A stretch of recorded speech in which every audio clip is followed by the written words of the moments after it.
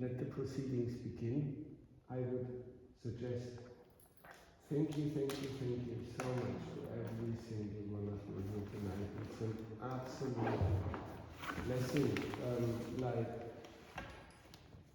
I really try to, because first of all, I knew that this day today would be quite significant because of a comet that came to Earth, and it's a comet Pons Brooks. And I've been following this comet and the arrival and everything for the last 2 or 3 months since I realized how connected to my mission it is, because he had an explosion on the 20th of July last year, and which was the 2-year anniversary of me recording that moment where the vibrations kind of were recorded at that moment. And while tuning into this comet, the kind of information that I received is that the comets, in their traits, they carry information to activate our DNA for the coming of the Golden Age. And this information comes down in honeycomb shape, and everything about this kind of, to me, made complete sense. So the vibrations that we're listening to now come from the comet Neowise, when that was closest to Earth. So I captured this energy, and I was like, Archangel Michael, do all these things. And there were a few key points on this journey where 2 main key points with reference to the Glastonbury Grail, essentially. This is what this is essentially all about. And it's like one word to say it, it's another word to actually mean it and present it. Like the story of this grail, how this manifested. I dedicated my life to the Divine Feminine. And since last year, since I had an apparition of the Holy Mother, and Harry, he came to this talk, he listened to the talk, he took all the information in, and he recognized it for what it is, and for what it represents, an apparition of the Divine Feminine. And then he would always come to all the talks and be there during, he took all this information in with an open heart. And when I hugged him, the last time that I saw him, that he came to a talk, that was on the 4th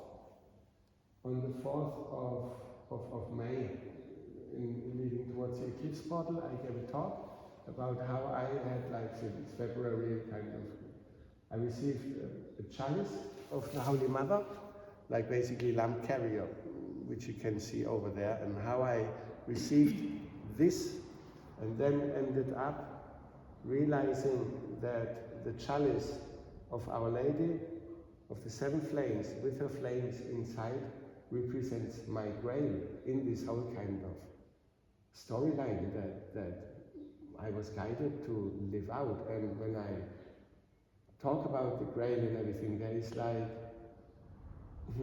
2 authors with books about the Glastonbury Grail. One is David Hatfield, Glastonbury Grail, Light of the World, and he has been writing this book in 2005. I live at his place. He takes note every single day, and he then witnessed how this Grail story with all the synchronicities where we both died.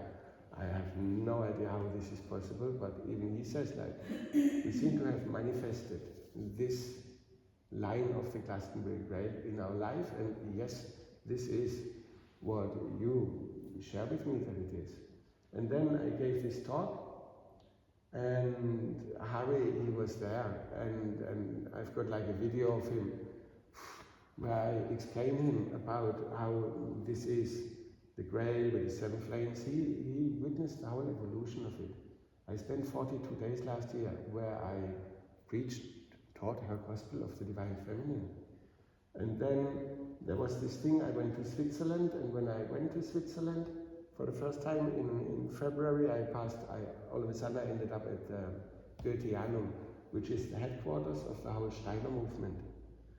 And when I went there and explained them what I'm doing with those vibrations, that we're using the, this kind of soundtrack as a musical drone to pulse the light of Christ into the planetary grid through music without words, and then they all went like, oh yeah, you're an initiate, oh yeah, Archangel Michael runs the show, oh yeah, pulse of light, like Christ, we know all about it. And I was literally like, whoa, what?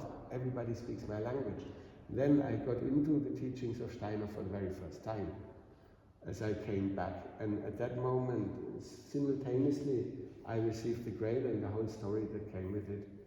And to the point where I knew that for Pentecost, I will present all of this to the Steiner people in Dornach in Switzerland at the Goetheanum. Now, I don't know if you heard about like Rudolf Steiner and all his kind of theory and all of these things. And he describes a way, like his spiritual science is beyond. His prophecies are beyond. And then I realized that I was there and essentially living those prophecies. So when Harry was here the last time, like joining, we filled the heart with rose petal prayers for peace. It was like an hour talk where I shared all of this with him. And I have a video where I tell like, oh, look, this is the Grail.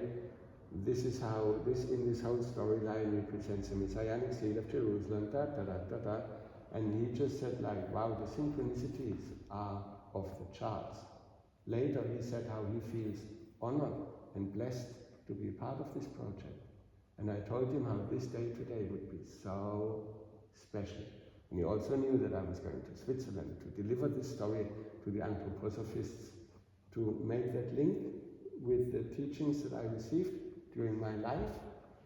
And yeah, so Harry, he carried all this energy, this whole story, which for you now, you might believe it or like, but you can probably, maybe if you know Harry, feel the truth in your heart that it might be true.